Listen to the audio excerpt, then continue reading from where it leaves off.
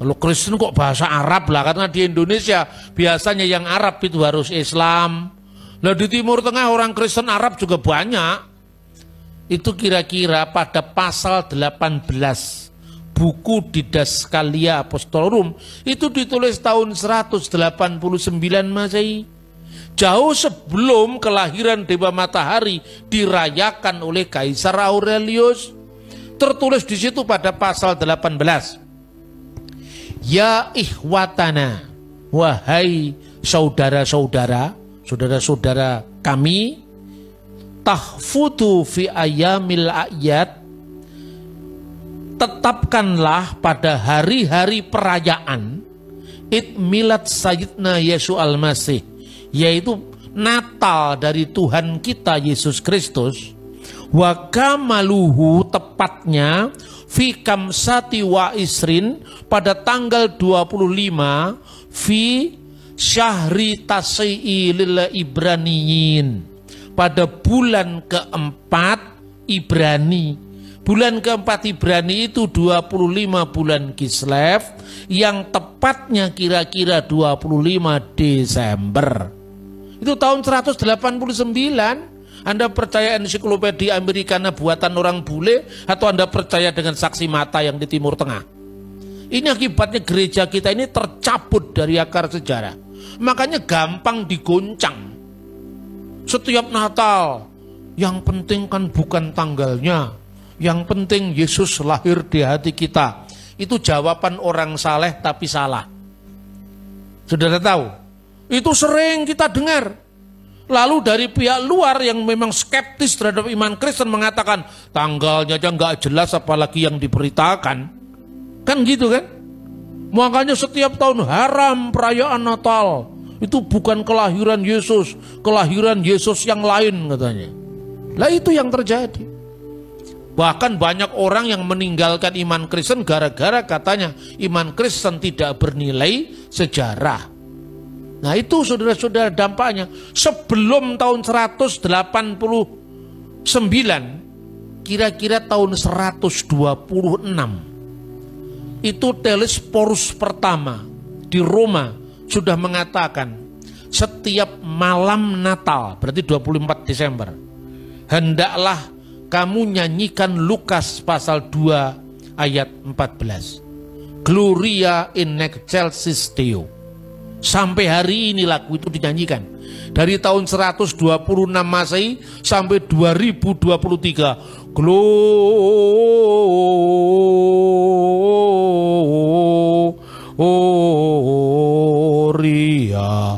in excelsis Deo. Bahasa Latin. Itu ditulis ya tahun 126. Lah waktu itu orang Roma itu, gereja barat kan, gereja itu ada gereja barat, gereja timur. Gereja barat itu bahasanya Latin. Lukas pasal 2 ayat 14 itu bunyinya lengkapnya dalam bahasa Latin. Gloria in excelsis Deo et intera pac hominibus puna voluntatis. Segala kemuliaan bagi Allah di tempat yang maha tinggi, dan damai sejahtera bagi manusia yang berkenan kepadanya. Tahun 380 ya, ada seorang bapak gereja namanya Hieronymus.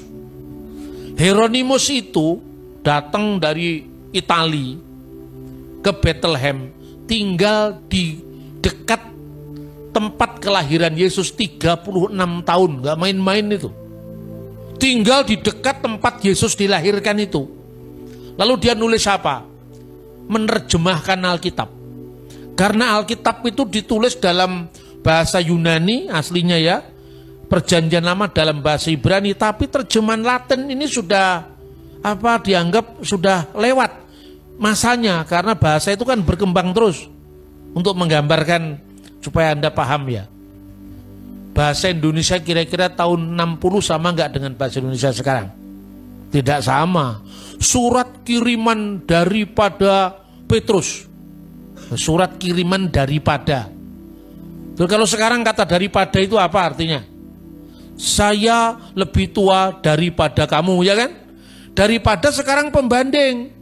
Kira-kira tahun 70 kita nyanyi apa itu misalnya Yesus apa namanya itu apa Allah kita heran dan besar, ya tahu? Ayo tahu juga artinya heran apa? Pada waktu itu heran artinya dahsyat.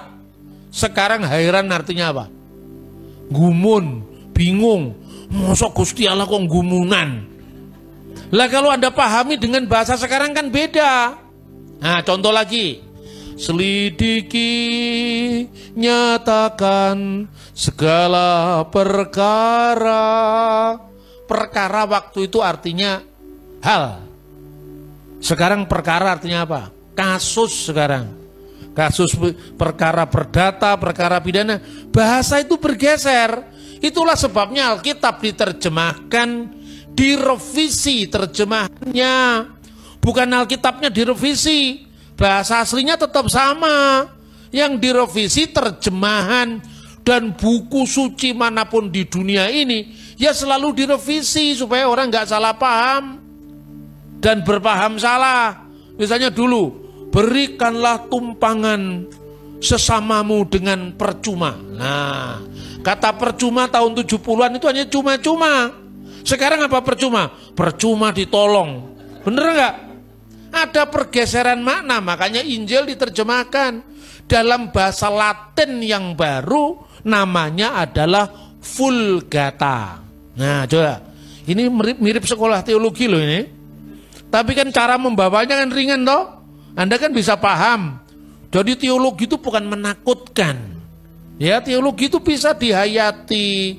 Asalkan yang ngajar memang harus pinter cerita dan punya data. Ya, saudara-saudara ya. Maka kemudian Santo Hieronymus atau Alkitis Hieronymus ini, bahasa Latin sekarang excelsis itu sudah ketinggalan. Sekarang diganti apa? Altissimis Deo. Maka ditulis Gloria in Altissimis Deo et intera pac hominibus buna voluntatis. Artinya sama, yang tinggi dan yang maha tinggi sebenarnya beda dikit, tapi artinya sama. Tapi kenapa nyanyiannya kok gak diganti? Kok tetap in excelsis Deo? Kenapa gak diganti in Altissimis Deo? Karena ketukannya tambah satu, ngerti gak? Loh, kalau ketukannya tambah satu kan susah. Itu kalau orang Jawa namanya guru wilangan. Lu gak usah jauh-jauh, orang Jawa punya kok. Misalnya, kalau Megatro, ini yang sepuh-sepuh mesti tahu, apalagi orang Tegal ya. Ya, misalnya Megatro itu Sigromilir, Sang Getek, Sinonggo, Bajul 12 itu. Jatuhnya I dan O. Ya, Sigromilir. Orang Jawa mesti ngerti. Sang Getek, Sinonggo, Bajul. Surah saya lumayan ya. Lah itu yang namanya guru lagu dan guru wilangan. Jadi Alkitab itu mengandung seni, ya, termasuk seni puisi, prosa, mengandung fakta sejarah, karena akurat. Jadi bukan sekedar keyakinan Injil yang diturunkan dari langit, bukan itu, tapi bisa di cross check sejarahnya. Makanya dari mana kita bisa mengetahui 25 Desember? Saudara kalau mengerti bagaimana cara mengabadikan peristiwa, tanya kepada petani-petani di Salatiga, di Sukoharjo yang dekat-dekat Solo itu. Kamu tanya itu petani biasa itu loh, hafal kisahnya Joko Tingkir. Karena apa? Lewat seni. Apa yang dikatakan Alkitab kan begitu. Lewat lagu-lagu pujian, lewat himne. Maka dikatakan misalnya, Sema Yisrael Adonai Elohenu Adonai Echad. Dengarkanlah wahai Israel, Tuhan Allah kita Tuhan itu esa. Kasihlah Tuhan dengan segenap hatimu, dengan segenap kekuatanmu, dan seterusnya. Hendaklah ini kau ulang-ulang kepada anak-anakmu. Ajarkanlah ini berulang-ulang. Ketika engkau terbaring, ketika engkau bangun, ketika engkau dalam perjalanan. Kenapa berulang-ulang? Karena supaya nancep di kita. Nah, cara pikir orang timur itu mengulang-ulang. Cara pikir orang barat itu ngerepek. Jadi kalau nggak ada bukunya nggak bisa ngomong. Kita secara tidak langsung dipengaruhi budaya kerpean ini. Makanya di sekolah orang sering ngerepek. Anak-anak itu tahu nggak? Karena apa? Karena penilaiannya berdasarkan apa? Berdasarkan itu tadi, bukan memori. Lah orang timur tuh pinternya di memori. Gitu loh saudara-saudara. Makanya puji-pujian itu penting. Karena lewat puji-pujian kita mengabadikan ajaran. Masa kalah sama orang Jawa dengan ceritanya si Gromilir tadi. Jadi saudara-saudara, Alkitab itu bisa dipertanggungjawabkan secara historis, apalagi secara iman. Kalau beritanya sudah jelas, ya pasti bener lah.